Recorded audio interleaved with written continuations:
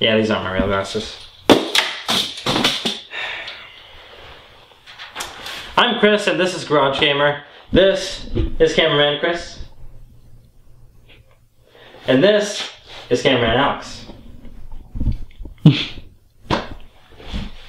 And today, we're going to talk about video games and the graphics in video games on Garage Gamer. Today's question: will graphics in video games ever be like real life? Well, there's a lot of ways to look at this question and a lot of things to consider when you're thinking about it. First of all, are we talking about look like real life or is identical to real life? Does it mimic real life or is it real life? Well, I'm going to talk about two things. One, how it can look like real life, and two, virtual reality, which is the only conceivable way I can see as to how to make it identical to real life. As far as making graphics look like real life, the closest game to ever come to this kind of level of detail is obviously Crysis. I can't think of another game that has done better than this one when it comes to graphics. However, when you think about the detail that we have in real life and the detail that we have expressed in video games, it's clear that life is the winner. It's going to take a lot of processing power to bring that level of detail to games. I'm just saying. There's snow, there's rain. Every single droplet of rain will need to be rendered against, physics, and no game has quite done that.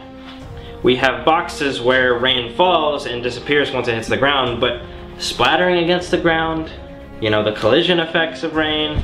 What about snow gathering up as it hits the ground, sticking to the ground? What about molecules? Like, how much detail are we going to go to? I mean, how many particles in the game are we going to need in order to mimic matter, atoms? Like, there's tons of detail on my hand alone, and you're going to need actors, tons of different people. You can have hundreds, maybe even thousands of people on screen in a game. How are you going to mimic that level of detail? You're going to need a lot of processing power. PC gamers and other hardcore enthusiasts are always wetting their pants about graphics, trying to improve their computers so they can play the top-notch games at the highest frame rate. We have the NVIDIA 680s, the 690s. We have the Radeon cards with their enormous power and enormous heat.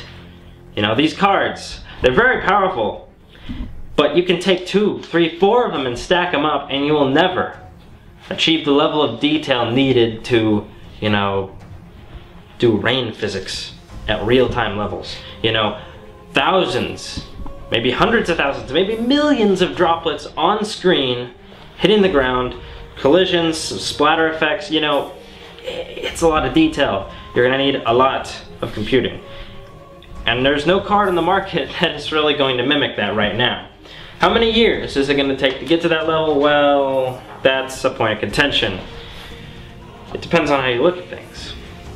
I'm not going to pretend to be a futurist that can understand when we're going to get to that level, but you can look at different curves, different graphs, and like how long it's taken us to get to this level, going from the days of 100 polygons per character to what was announced the other day, 30,000 polygons on a mainstream system.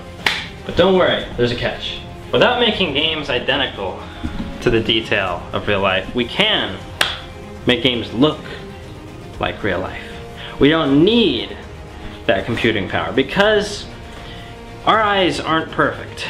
So, fortunately for us, it's possible to make a game that looks like real life without us realizing it's not. To the human eye, it will seem like real life, regardless of being real life. You see, we don't need to make the particles identical. We don't need to make it identical to real life, because if we make the surface look like real life, if we make it as defined as we can, then the human eye will be fooled into believing that it's real life. We've already gotten to a point like that in movies. A lot of movies, you can't tell the difference between real life and CGI sometimes. A good example is, the big productions, Lord of the Rings, Beowulf, Star Wars. Anything big these days, the CGI looks like it could be real. We don't need to do things like mapping the physics collisions of raindrops. You know, we can have it disappear into the ground because we don't often look at the ground. We don't need to see that. We don't need to see it as identical to real life because it's unnecessary. The human eye doesn't need to be spoiled to that degree. But what of virtual reality? What of virtual reality? Well, we don't know exactly when we'll have computing that could keep up with reality. However, what about a technology that allows virtual reality? Now, there's different types of virtual reality, all right? There's the kind where you put a headset on and you see virtual reality. Obviously, that would need some detail. That would need some processing. Virtual reality could take longer than it would to produce computers that can create virtual worlds identical to us, or almost identical. It might take longer to create virtual reality than it will to create computers powerful enough to make things look like reality. However, there's some other ideas for virtual reality that might just work. I'm not going to go into detail that much because I'm not a scientist in that regard. There's virtual reality where you would, for instance, drug the mind so that you go into kind of a virtual realm. I mean, there's all sorts of sci-fi shit you can bring up on this topic. There's the ones like you see in Fallout, where people get into a pod and they're sedated and their mind is put into a computer where they have virtual simulations. I'm not sure how that would work out as far as computing power requires, but I would assume it would need the same level of detail. You would still need to generate worlds that they can see in their mind or whatever. It's a complicated topic. Well, that's about all I have to say on the subject, but I want to know what you have to say. So I want you to comment below and let me know what you think about this question. What answers do you have? What do you have to say? What do you have to say? What do all of you have to say about video game graphics? Comment below and I promise I will read your responses.